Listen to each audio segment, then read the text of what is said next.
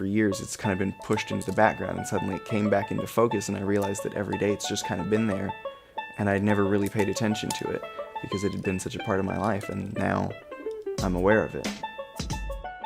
There's not just people who taste colors. No, it goes so much deeper than that. I can see patterns and shapes based off sounds. I can, feel phantom sensations from an image and things like that. My name is Hudson Feliciano. I'm sort of a born and raised Tennessee kid. I figured it all out when I was about 18. I was looking up a medical term related to a movie I had been watching, and it sort of crossed from the article I was reading into an article about synesthesia, and that's when I kind of figured it out. You start to realize, hey, some of this is applying to me, some more of this is applying to me, and now a whole lot's applying to me. Oh man. Looking back now, it makes a lot of sense that a lot of the stuff that I was always aware of wasn't in people's normal focus for day-to-day life. They didn't experience those same things. And most of it would come through in sounds, making physical contact with certain textures. When you look back, you kind of notice those things.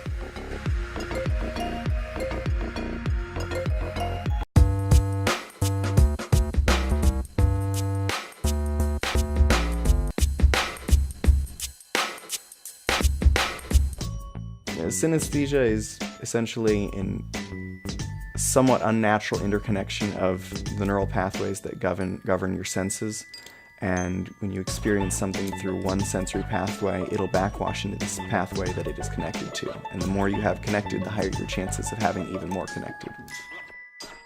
You sort of always have it. You don't necessarily notice right away. Then suddenly you start to look back on everything, and then when you're done catching up on all your memories, you start to realize that every day it's just kind of been there, and I'd never really paid attention to it because it had been such a part of my life, and now I'm aware of it. There's definitely an effect when I listen to music. The more unnatural the formation of the music, using more synthesized music and stronger electronic effects, there's geometric patterns that I can see, and there are phantom sensations in the tips of your fingers and in the back of your head. It's sort of like laying on a speaker and feeling it vibrate, except you feel different patterns that come through from the music. There's a whole extra layer that most people will never listen to or never hear.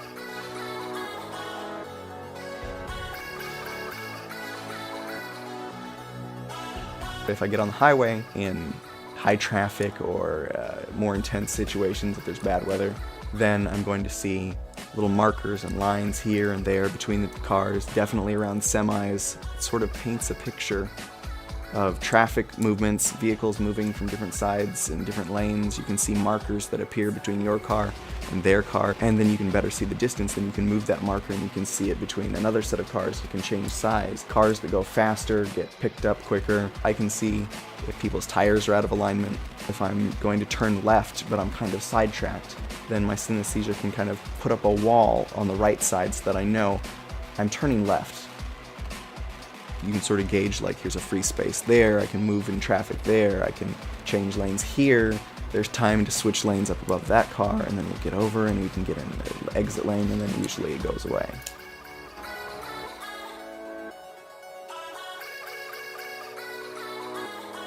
The best part about synesthesia is that it's better than just a tool. It's also its own form of entertainment. This lady comes in to self-checkout while I'm at work, and she buys green sauce, and like that 1 out of 30, she drops something. Made a huge mess, went everywhere, all over the floor. I didn't even see it happen. I was standing sort of facing away from it, and when I turned to look at her and see this mess of glass spread out across the floor, there was this pause, and everything sort of rewound, and even though I hadn't seen the accident, I could see the bottle and all the contents sort of just come back together into one whole bottle. go back in the air, and I could see kind of where she was standing, and I could see it go back into her hand, and then she just dropped it again, and it hits the ground, splatters everywhere, and then it stops, and it goes back and it does it again. It happened like 3 times.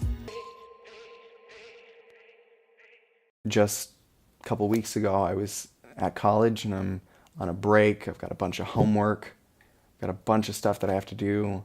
I'm stressed. I go to my car, I'm sitting in my car, and I'm listening to music, and I'm just kind of trying to relax, just trying to get my thoughts together and figure out what I need to do next and how to handle each of my classes. And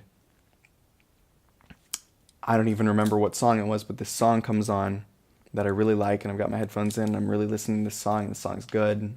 The normal layers of synesthesia that are there in music are there, and I'm really enjoying it.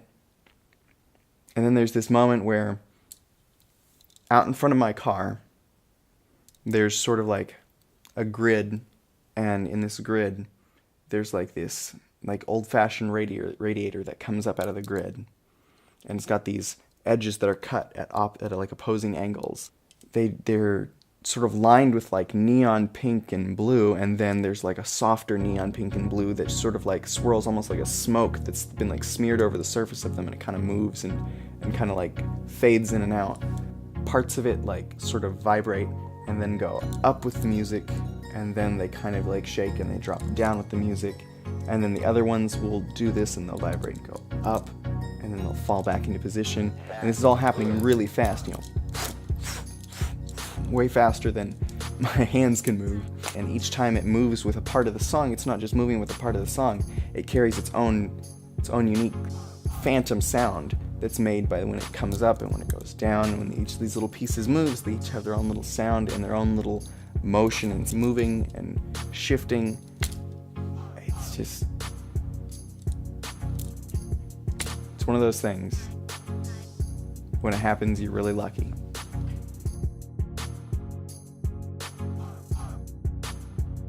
It makes you more aware of your day-to-day surroundings, so you notice more, you take in more information, and you're more careful about everything that you do. You're not as prone to just run headlong into a situation when you can see twice as much going on. You have to process twice as much information. And so you're more careful, you're more exact, and calculating in all of your daily moves. And with schoolwork, it helps you sort of visualize patterns in numbers and in sort of when they give you like word problems that are related to numbers but they're not specifically in number format, then it helps you revisualize and reorder, and you can draw connections that other people can. There's no way to look at this and not take away something scientific from it. It is a unique interconnection of portions of your brain. It's like putting an engine together in a way that it functions with the exact same function as every other engine, but it's slightly more efficient. It makes you feel special. Going through life with a personal assistant built into your head, you have the potential to see every moment of every day in a fuller, richer view than most people. And you don't even have to try. It's like opening a Christmas present. You have that nice, happy moment when you're tearing the paper and you get exactly what you want. It's like that.